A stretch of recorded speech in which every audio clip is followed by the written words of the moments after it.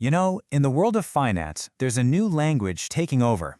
And fluency, well, it isn't optional anymore. It's absolutely essential.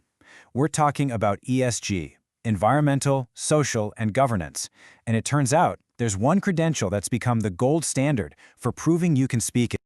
So you have to ask, what's driving this? Why this sudden intense demand? I mean, why are asset managers, banks, and private equity firms all looking for this one specific skill? The answer, it turns out, goes right to the heart of how money really moves. And here it is. This is the one sentence that reframes the entire conversation. The reason ESG matters so much now, it's not about personal values or some glossy corporate report. No, it's about valuation. It's about pricing risk, finding opportunity, and at the end of the day, driving financial performance. Okay, so here's our game plan. First, we're going to define what this new fluency even is. Then, we'll get into the critical mindset shift you have to make.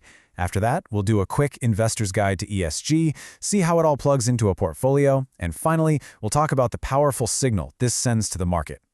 So, let's jump right in. A new financial fluency. We're talking about the new industry benchmark for proving you get how sustainability actually affects money. So what is it? It's the CFA Certificate in ESG Investing. But what's really fascinating here is the focus. This is not a sustainability course. It's a credential that tests ESG as a core financial discipline, pricing, risk, and performance. It's designed for the people sitting inside the capital allocation engine, making the big decisions. All right, this next point is honestly maybe the most crucial one we're going to cover today. It's all about this critical mindset shift. It's about learning to see ESG not as a reporting chore, but as a serious, rigorous investment discipline. And this slide just lays it out perfectly, doesn't it? On the left, you've got that old view. ESG is something fluffy, driven by values, focused on reports.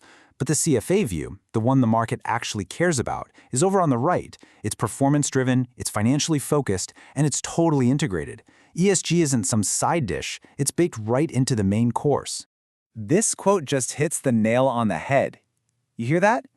People who treat it like a sustainability course often struggle. This exam isn't built for a chief sustainability officer. It's built for a portfolio manager, an analyst, a wealth advisor. The starting point is always finance. Getting that mindset right is everything. So, with that mindset locked in, let's get practical.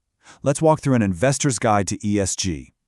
We're going to pull apart each letter, E, S, and G, and see how they translate directly into financial risk and opportunity. First up, E. And I want you to forget the vague idea of being green. In this world, E is for economic exposure. The exam isn't testing you on climate change narratives, it's testing you on their impact to the balance sheet and the income statement. And here's where the rubber meets the road. It's all about how these environmental factors hit the bottom line. I mean, think about it. A severe drought could wreck a supply chain, right? That directly impacts cash flows. A new carbon tax? That changes the cost of capital. An extreme weather event could literally shorten the lifespan of a physical asset.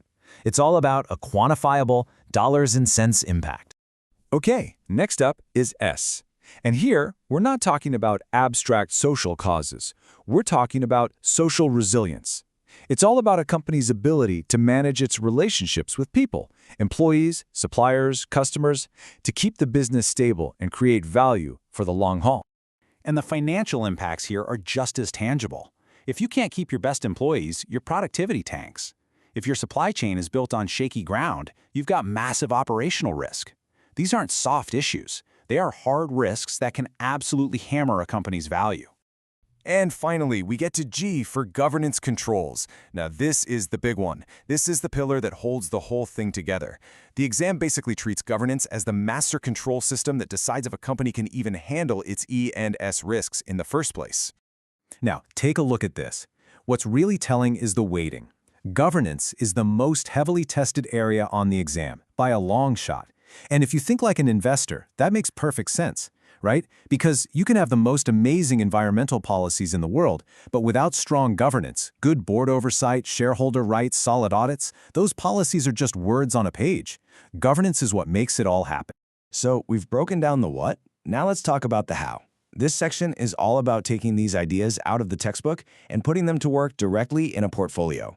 So here's how it works in the real world. It all starts with analyzing ESG data, and that means being skeptical, looking for bias, understanding where the data falls short.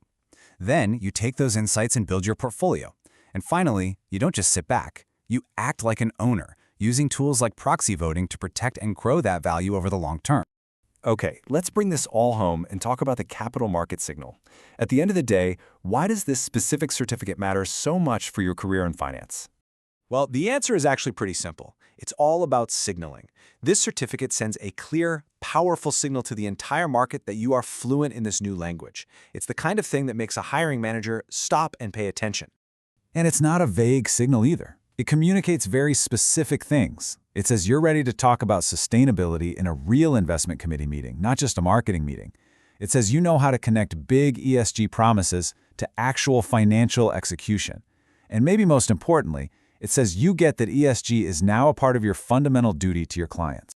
Ultimately, when you strip it all away, it comes down to this one question. This is what executives, investors, and hiring managers really want to know. Does this professional understand how sustainability affects money? The CFA ESG Certificate is designed to be the clearest, loudest yes you can give. And in today's market, knowing how to answer that question, it's not optional. It's the new language of finance.